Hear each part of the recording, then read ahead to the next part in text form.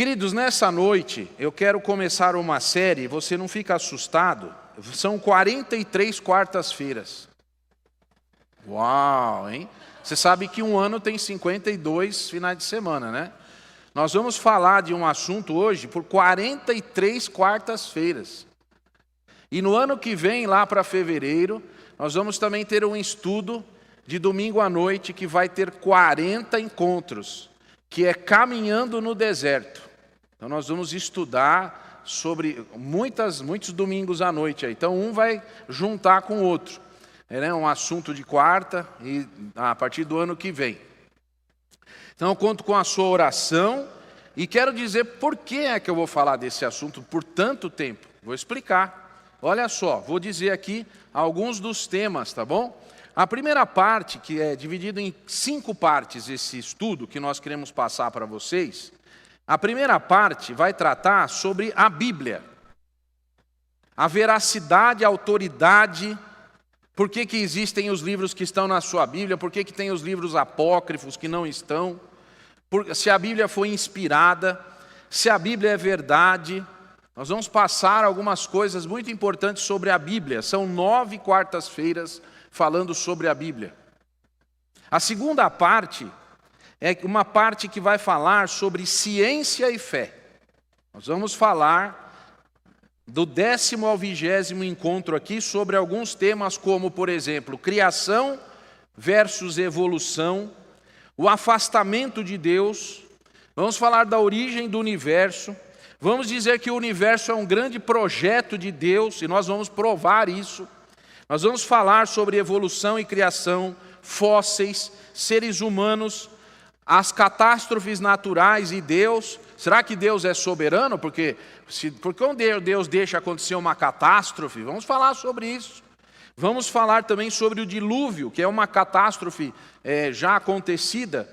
E vamos falar sobre o mundo atual em que vivemos. Essa é a segunda parte desse momento aí, todas as quartas-feiras. Na terceira parte, que são 7 encontros, nós vamos falar exclusivamente sobre o povo de Israel, a importância do povo de Israel, o princípio, Abraão, Moisés, Davi, a divisão do reino e como Israel entende que deva ser o Messias. Vamos estar falando sobre isso nessa terceira parte. Na quarta parte, são 10 quartas-feiras, nós vamos falar sobre a Igreja de Cristo. Nós vamos falar sobre a igreja, como ela começou, quem a fundou, a plenitude dos tempos, os primeiros cristãos, controvérsias, o surgimento da igreja romana, os cristãos da igreja romana, a reforma protestante, a expansão da igreja, que envolve, obviamente, o livro de Atos até o tempo de hoje. E a quinta parte, que vai acontecer a partir do 39º encontro nosso aqui. Quem sabe Jesus já não volta e a gente já não estuda mais nada. O fim dos tempos. Vamos estudar sobre Apocalipse, escatologia. Por quê? Porque tudo isso que a gente vai ter falado da Bíblia, que a gente vai ter falado sobre a Bíblia e a ciência, nós vamos ter falado sobre Israel, nós vamos ter falado sobre igreja. E nós precisamos então agora, quando estivermos àquela altura de estudando, vamos falar sobre o fim dos tempos. O que o futuro reserva para os crentes? O que vai acontecer com os crentes durante o juízo, o milênio e os pontos de vista sobre o fim dos tempos? Então, não adianta começar, é isso que é sempre o meu cuidado. Não adianta começar falando do fim. Tem que começar com uma base. Porque se eu não acredito na Bíblia, não adianta eu falar do fim, eu não acredito na Bíblia. Agora, se eu acredito na Bíblia, se eu entendi que a Bíblia ela vale mais do que o que a ciência diz, se eu entendi o papel de Israel, o papel da igreja, então eu posso falar sobre o fim. Então nós vamos construir essa ideia juntos aqui, e eu peço a Deus que dê paciência para vocês, mas eu tenho certeza que vai ser uma bênção para a igreja isso. E para você também que está acompanhando nossos encontros. Porque, por exemplo, se você tem algum amigo, você tem alguém que conversa com você, que você às vezes não se lembra dos argumentos que a gente tem para conversar com as pessoas, pois bem, aqui nós vamos trazer argumentos. nós vamos trazer aqui um material para que a pessoa possa ouvir e possa compreender as coisas da igreja. Sabe por que eu estou trazendo isso aqui? Que eu tenho percebido uma coisa. A gente fala muito de muita coisa aqui. São mensagens da palavra de Deus, sem dúvida. Mas estas coisas que vão ser faladas aqui nas quartas-feiras, são assuntos que nos trazem segurança em Cristo. Por isso é que nós queremos trazer. Porque os crentes estão meio apavorados aí. Será que eu posso falar? Se nós soubermos todas essas coisas, fica muito mais fácil. Agora, eu não posso fazer um material desse aqui sozinho. Então, estou usando as ideias de um homem chamado Josh McDowell. Ele é autor de mais de 30 livros e professor da Cruzada Estudantil.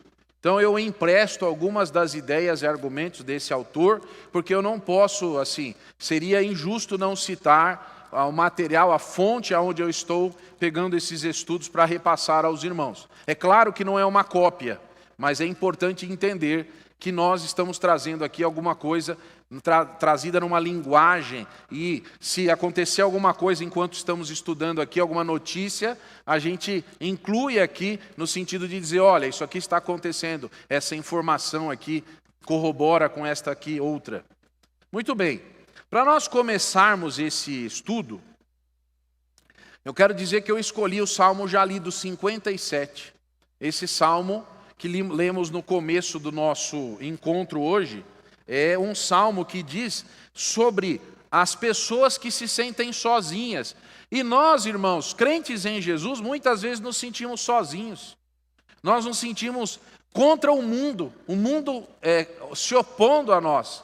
E nesse tempo onde nós vemos notícias do mundo se opondo a Israel, então eu quero trazer essa base bíblica para você entender, porque nós demos uma pincelada aqui há uns 15 dias, e algumas pessoas falaram, precisava falar mais disso. Mas então tem que ter toda uma base, não é uma coisa assim, é muito ruim. Hoje nós estamos num tempo de opinião, mas a pessoa não sabe nada sobre o assunto. Ela quer dar a sua opinião, mas ela não sabe nada. A gente às vezes faz isso com remédio, né? Olha, toma esse remédio aqui que é bom para você. Mas por que você manda isso? Que responsabilidade nós temos para pedir para outra pessoa tomar um remédio? A gente dá muita opinião. Diz assim o Salmo 57, só vou ler o versículo 1. Tem misericórdia de mim, ó Deus. Tem misericórdia de mim, porque a minha alma confia em Ti.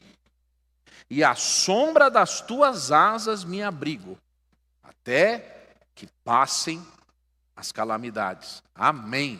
Que assim seja. Senhor, nessa noite que nos propomos a começar uma nova série de mensagens, que apresenta, Senhor, a Tua palavra como a verdade, pedimos que o Teu Santo Espírito nos auxilie. E que se alguém, Senhor, não crê, não concorda com essa ideia, que o Senhor mesmo mostre para essa pessoa a Tua verdade. Porque tudo que vamos dizer aqui está embasado na Tua própria palavra.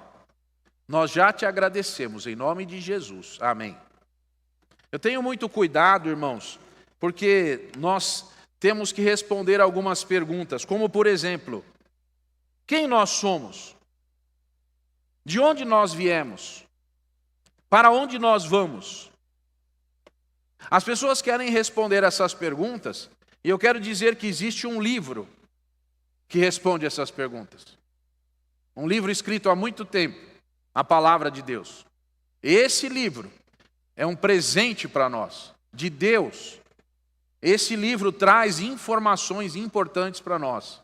Esse livro é importantíssimo e crer na autoridade da Bíblia é fundamental para poder responder essas perguntas. A Bíblia é um tesouro maravilhoso. A Bíblia é um mapa. A Bíblia é um presente de Deus para nós. Se uma pessoa lê a palavra de Deus, ela sabe da importância desse livro. A Bíblia, na verdade, é o livro mais importante do mundo. Não existe nenhum livro tão importante que chegue aos pés da palavra de Deus. A Bíblia é singular. Ela começa com 5 livros.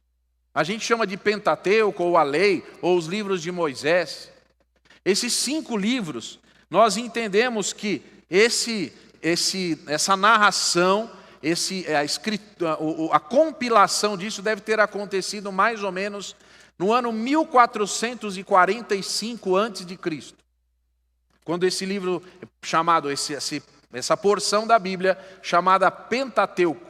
Isso quer dizer que, somado aí aos 2023 anos, nós temos quase 3.500 anos atrás para esses livros. Perceba da importância e da profundidade disso. O último livro da Bíblia, que é Apocalipse, deve ter sido escrito lá pelo ano 90 da nossa era. Então isso faz com que a Bíblia tenha sido escrita em mais ou menos 1.500 anos. Do sua primeira compilação e aí vamos dizer assim, o seu encerramento da revelação de Deus no ano 90 com o livro de Apocalipse escrito por João. Nós temos 66 livros, temos 39 no Antigo Testamento e 27 no Novo. A Bíblia começa falando sobre a origem de tudo. A Bíblia fala, a Bíblia tem 40 autores aproximadamente. Você vai dizer, mas como você não sabe quantos são os autores? Nós não sabemos quem escreveu Hebreus. Então nós não podemos afirmar quantos são exatamente os autores. Então temos essa situação. A Bíblia, ela tem formação de educação, de cultura para um povo. Ela tem generais que a escreveram, como por exemplo Josué, que foi um general. A gente tem um primeiro-ministro que escreveu textos da Bíblia, que é Daniel. Nós temos, por exemplo, servos de reis, como Neemias, que escreveram também. Nós temos boiadeiros, como Amós. Nós temos um médico que escreveu, Lucas, escreveu Atos. Nós temos doutores da lei que escreveram, como por exemplo Paulo escreveu várias cartas. Nós temos pescadores também, como Pedro e João, que escreveram também textos da palavra de Deus. Ela foi escrita em diversos lugares e culturas diferentes. Nós temos, por exemplo, Ezequiel, que estava cativo na Babilônia, quando ele escreveu. Paulo estava preso em Roma. Davi estava às vezes em cavernas do deserto, quando escreveu alguns salmos. Nós temos Jeremias, que estava num calabouço, quando também trouxe revelação de Deus. A Bíblia foi escrita em 3 continentes. Na África, uma porção. Na Ásia, outra. E na Europa, outra. A Bíblia foi escrita em 3 idiomas. Ela foi escrita primeiro no Velho Testamento, com o hebraico e o aramaico em algumas porções, e o Novo Testamento no grego chamado koiné, que era um grego popular. Por isso algumas pessoas perguntam assim, por que tem tantas traduções da Bíblia? É fácil responder isso. Porque quem traduz usa o seu vocabulário para traduzir. Usa as palavras que aprendeu. Então eu posso traduzir de uma língua para outra usando algumas palavras, e você pode pegar a mesma origem e traduzir com outras palavras. A língua portuguesa, por exemplo, é uma língua muito rica. Você tem muitas coisas que se chamam sinônimos, várias palavras que significam a mesma coisa. Então você às vezes pode usar qualquer uma delas para explicar alguma coisa. Por isso, não existe alguma coisa errada, a princípio, em traduções diferentes da Bíblia. O problema é quando uma pessoa de má fé muda a palavra, muda o sentido original da palavra. Porque uma tradução fiel, ela deve conter a ideia original. Isso é muito importante. Eu gostaria que você lembrasse disso. Às vezes as pessoas dizem, por que tem tanta tradução? Então faz o seguinte, não precisa ler em português. Vai estudar grego e leia na língua original, aí não precisa traduzir. Você vai ler, você vai aprender hebraico, e leia na língua original, pronto. Aí não precisa ter tradução. Agora, se nós vamos traduzir, vamos, infelizmente, mudar as palavras, às vezes, mesmo sem querer. Isso acontece, são limitações. Para você ter uma ideia, o hebraico é uma língua mais, assim, pobre do que o português. Ela tem menos... Um verbete pode significar muitas coisas. Agora, o grego já é muito mais avançado que o português. Tem tempos verbais no grego que não tem em português. O grego é mais rico linguisticamente que o português. Existem ideias que estão contidas no texto, que por mais que você queira traduzir, você é obrigado a explicar, porque não tem como fazer uma tradução apenas. Então tem todas essas dificuldades. Muito bem. Mas a Bíblia fala da existência eterna de Deus.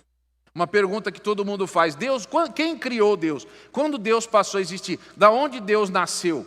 Deus nunca veio à existência. Deus é eterno. Ele existe desde sempre e para sempre.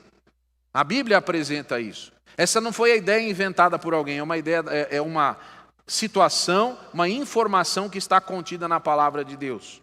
A Bíblia fala como Deus é, fala da natureza de Deus, fala do caráter de Deus. Eu acho incrível quando eu estou lendo a Bíblia, e a Bíblia fala dos pensamentos de Deus. Que coisa linda poder saber o que Deus pensa através da sua palavra. Fala da origem do universo, fala da origem da natureza, fala do propósito da humanidade, fala do início, por exemplo, do começo do mal, aonde se originou, que algumas pessoas não sabem. Uma coisa importante é que a Bíblia é totalmente coerente com ela mesma. Apesar de ter sido escrita em tempos diferentes por pessoas diferentes, todos inspirados por Deus, ela tem uma coerência, ela tem uma consistência, e a Bíblia é digna de confiança. Os autores da Bíblia não têm contradições entre si.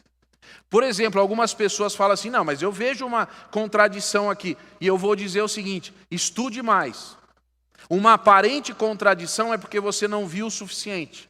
Porque você, observando com cuidado, você vai ficar maravilhado de entender que não tinha contradição nenhuma. Apenas fazendo uma análise correta das coisas. A Bíblia vai falar sobre a origem do homem, vai falar sobre a queda, a redenção, vai falar o destino terreno e eterno do homem. A Bíblia vai falar também do pecado, do início do pecado, as consequências do pecado, vai falar sobre o castigo do pecado nesse mundo e na vida futura. A Bíblia também fala de Satanás. Ué, mas como a Bíblia é a palavra de Deus e fala de Satanás? Deus está nos informando coisas sobre Satanás para que nós tenhamos o devido cuidado. Toda a informação que está na Bíblia é importante. Então, por exemplo, na Bíblia, quando aparece Satanás falando alguma coisa, ainda assim é a palavra de Deus, porque é Deus que está nos informando aquilo. É Deus quem está contando aquela informação. Por isso é a palavra de Deus. Nós temos também uma informação importante sobre Satanás que você precisa saber. A Bíblia diz que Satanás é instigador do mal, ele é um mentiroso, ele é um homicida desde o princípio, ele guerreia contra Deus e guerreia contra os servos de Deus. Você precisa saber disso. Você precisa saber quem é o seu inimigo e como fazer para estar preparado.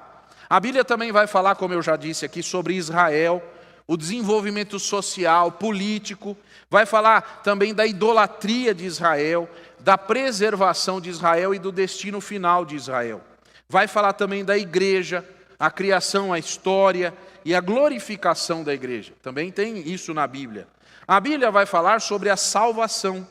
Ela vai falar que a salvação é uma provisão de Deus e Deus tem um plano.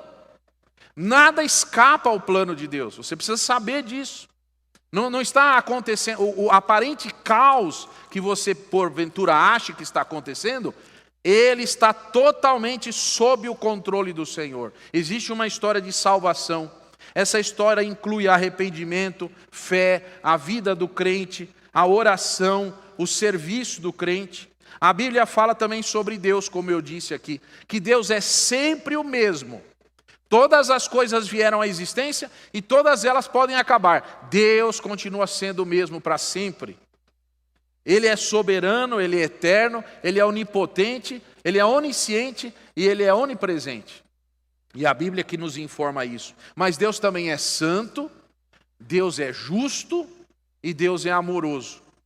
Algumas pessoas, elas falam só do amor de Deus, mas não falam da santidade e da justiça de Deus.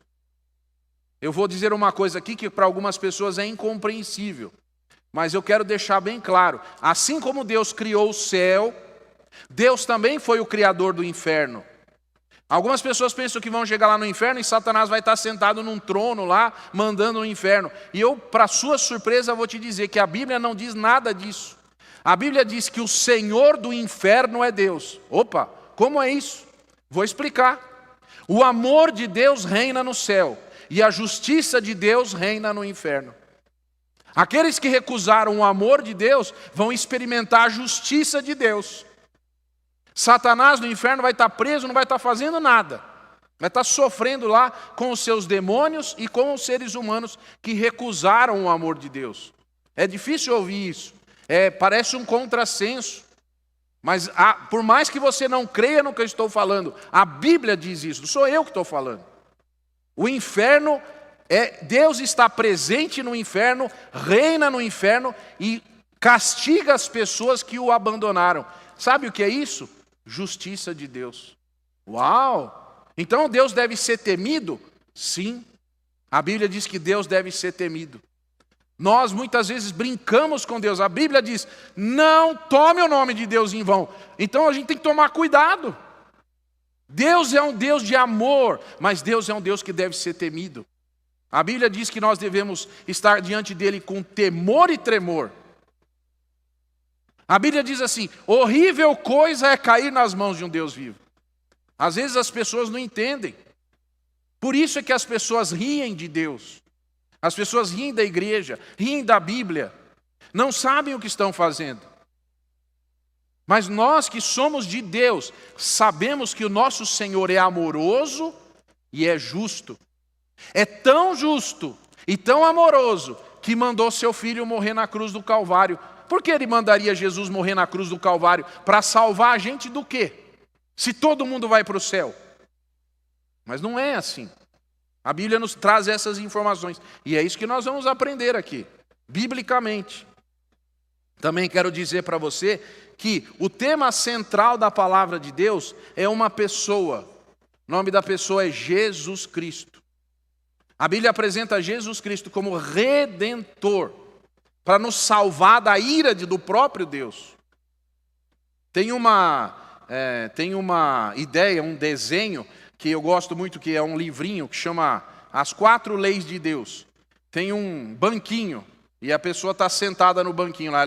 Ele é o dono da própria vida. Ele é o imperador do coração dele. Mas um dia, Jesus bate a porta e diz, deixa eu entrar e cuidar de você. E a pessoa pode continuar sentada lá. Mas se ela sair do trono e deixar Jesus entrar, então ela deixar Jesus entrar no seu coração e reinar ali, então o amor de Deus vai reinar ali e ela está salva. Mas se ela não permitir que Jesus entre no seu coração, a Bíblia vai dizer em alguns versículos, ela permanece debaixo da ira de Deus. Jesus falou isso. Quem não crê já está condenado. Que coisa! Isso quase ninguém fala. É por isso que a gente tem que saber da verdade da Bíblia. São coisas que nós esquecemos de falar para as pessoas. E as pessoas precisam saber disso. A Bíblia também é um livro especial por causa da exatidão histórica das coisas que ela comenta. A Bíblia, ela faz inúmeras referências a pessoas, a situações e a lugares. E sabe quem é o maior amigo da Bíblia? A arqueologia. À medida que vão sendo feitas escavações, e muitas delas estão sendo feitas de anos para cá, muito como nunca se fez, e estão sendo descobertas coisas que muitas delas estavam descritas na Bíblia, mas as pessoas não sabiam. E todas elas vêm corroborando com a verdade da palavra de Deus. Cada descoberta, cada referência. Agora, uma coisa também que eu anotei aqui é a indestrutibilidade da Bíblia. O que significa isso? Olha, eu peguei aqui algumas informações. Como é que esse livro chegou até nós? Se ele começou a escrever-se há 3.500 anos atrás, e tem trechos escritos há 2.000 anos, como é que pode ser isso? E os primeiros manuscritos foram feitos em material perecível. Então, como que pode ter chegado até aqui a nós? Então, como acontece? A exatidão das cópias que foram feitas é impressionante. Agora em 1948, foi encontrado um vaso numa das cavernas em Qumran, em Israel, caiu uma pedra lá, foram lá, abriram um vaso e tinha alguns escritos ali, depois encontraram vários vasos lacrados há 2000 anos, pegaram aquelas cópias, pegaram a Bíblia, colocaram para comparar e disseram, olha, é a mesma coisa. É um milagre isso, como assim? Por quê?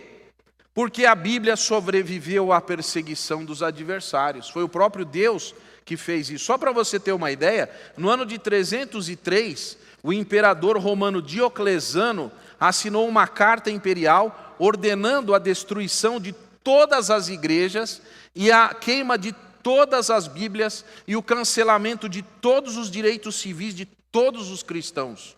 Isso acabou com o cristianismo? Não. O cristianismo se espalhou mais ainda pelo mundo. Tempos difíceis são tempos de crescimento da igreja. Eu vou repetir isso. Tempos difíceis são tempos de crescimento da igreja e do evangelho. O tempo passa e a Bíblia permanece.